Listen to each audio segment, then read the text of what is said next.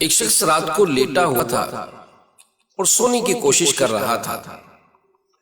اسے نیند نہیں آ رہی تھی۔ وہ کروٹیں بدل رہا تھا کہ کسی طرح سو جائے، لیکن نیند نہیں آ رہی تھی۔ اسی عالم میں وہ اٹھا، کپڑے بدلے، گاڑی نکالی اور ڈرائیونگ کرتا ہوا دور نکل پڑا۔ چلتے چلتے کافی دور جا کر اسے ایک مقام پر مسجد نظر آئی۔ دل میں خیال ہوا کہ کیوں نہ مسجد میں جا کر کچھ نماز پڑھ لوں، دعا کر لوں، تاکہ دل کا بوجھ ہلکا ہو جائے۔ وضو کیا اور جیسے ہی مسجد کے ہال میں داخل ہوا تو اس نے دیکھا کہ ایک شخص محراب کے پاس بیٹھا دعا کر رہا ہے اور رو رہا ہے۔ اس کے دل میں خیال ہوا، یہ شخص اکیلا رات کے اس حصے میں بیٹھ کر رو رہا ہے۔ چنانچہ وہ جا کر اس کے پیچھے بیٹھا اور اس شخص کو رونے کا سبب پوچھا۔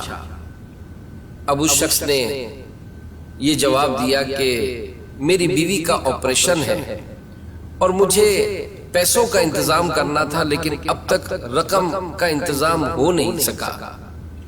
اس شخص نے اس سے پوچھا کتنی رقم درکار ہے؟ یہ شخص کہنے لگا کہ مجھے 10,000 روپے کی ضرورت ہے۔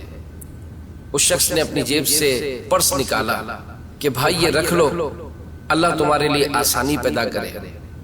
اس شخص کہتا ہے کہ جیسے ہی میں نے اس کو 10,000 روپے دیے، میرے دل میں بڑا سکون ہو گیا اور میں سوچنے لگا کہ لگتا ہے مجھے اس کی مدد ہی کے لیے بھیجا گیا ہے۔